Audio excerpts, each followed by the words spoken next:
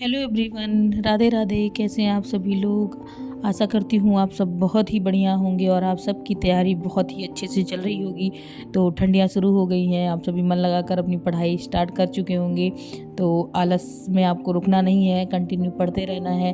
और इस मौसम इस तरह चल रहा है कि बहुत बार ऐसा होगा कि पढ़ने का मन नहीं करेगा, पर क्या करना है, इन सब चीज़ों को छोड़ करके अपने कंफर्ट जोन से बाहर निकल करके हमें मन लगाकर अपनी पढ़ाई कंटिन्यू करते रहनी है। गैप नहीं करना है एक भी दिन का, एक भी टाइम का कि सुबह नहीं पढ़ा शाम को पढ़ लिया। आपको हर दिन पढ़ना है, उतनी ही स्पीड से पढ़ना है और आपको स्पीड बढ़ाते रहना है।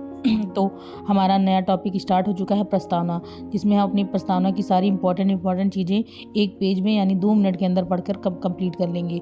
तो प्रस्तावना को सबसे पहले आप टर्म्स याद कर लीजिए कि प्रस्तावना किसका वर्ड है। ये अंग्रेजी का हिंदी रूपांतरण है प्रस्तावना, और हिंदी में इसको उद्देशिका कहा जाता है, जो बसंत कृष्ण वैद्य ने लिखा था।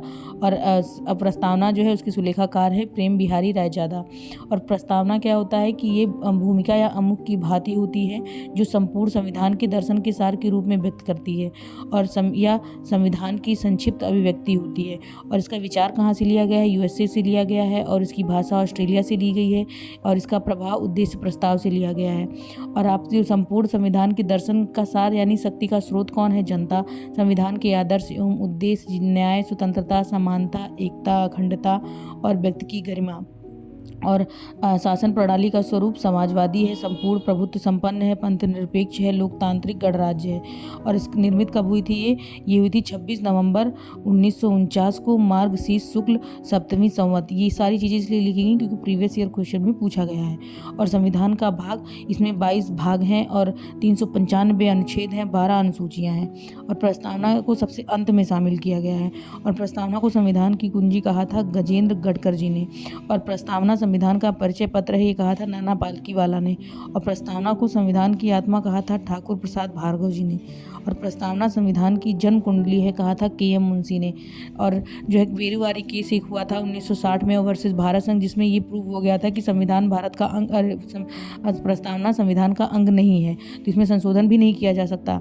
लेकिन एक और दूसरा केस हुआ था कि केशवानंद भारती वर्सेज केरल राज्य 1973 में, जिसमें ये प्रूव हो गया था कि प्रस्तावना संविधान का ही भाग है, और जब ये संविधान में संशोधन हो सकता है तो प्रस्तावना में भी संशोधन हो सकता है। इसलिए आया था 42वां संविधान संशोधन, जिसमें 3 नए शब्द जोड़े गए थे। ये भी प्रीवियस ईयर क्वेश्चन है और पूछा भी गया है कि कौन से 3 नए शब्द जोड़े गए थे 42वें संविधान संशोधन में। समाजवादी, पंथ निरपेक्ष, अखंडता। जो अभी मैंने सारा बोला था ना कि संविधान के आदर्श एवं उद्देश्य, तो उसमें चीज़ें थी न्याय, स्वतंत्रता, समानता, एकता, अखंडता। देखिए अखंडता वाले में ये ऐड किया गया था। और शासन की प्रणाली कैसी होनी चाहिए? समाजवादी, संपूर्ण प्रभुत्व संपन्न, पंथ निरपेक्ष। देखिए समाजवादी, पंथ निरपेक्ष भी इसमें आ गया, यानी ये 3 नए जोड़े गए थे, पहले ये 3 नहीं थे। तो ये आपको इंपॉर्टेंट है, ये ध्यान रखिएगा। और जैसे संविधान का स्रोत कौन है? जनता है, ये ध्यान रखिएगा। और संविधान के आदर्श में न्याय है। न्याय कितने प्रकार के? 3 प्रकार के, सामाजिक, आर्थिक और राजनीतिक। ये 1 पेज का है, बस शॉर्ट में ही है आपका। इसी में प्रस्तावना पूरी तरीके से कंप्लीट है, खत्म है। और इसके बाद कल का हमारा टॉपिक रहेगा भारत संघ और उसका क्षेत्र, साथ में राज्यों का पुनर्गठन। तो देखिए 2 मिनट भी आपको नहीं लगेंगे, अगर आप एक पेज इसको अपने दिमाग में एक बार स्कैन कर लें तो सेट हो जाता है। और मेरे पास एक मेरी और नोट्स है जो मैंने आपको बताया था नए सीरीज से बनाई है, तो उसमें भी मैंने प्रस्तावना का सारी चीज़ें लिखी हैं, तो उससे मैंने एक बार पढ़ा है, तो सारी चीज़ें वही हैं सेम, बस इसको मैंने शॉर्ट में लिख दी हैं फ्लो चार्ट बना करके, जिससे देखते टाइम जल्दी में याद हो जाए। तो देखिए सब कुछ वही लिखा हुआ है वैसे ही, बस ये है कि बहुत डिटेल में कहानी में लिखा हुआ है, उसको वर्ड बाई वर्ड मैंने लिख दिया है। तो ये था मेरा आज का प्रस्तावना का टॉपिक, जो मैंने बहुत ही जल्दी से ख़त्म कर लिया और आपको भी बता दिया।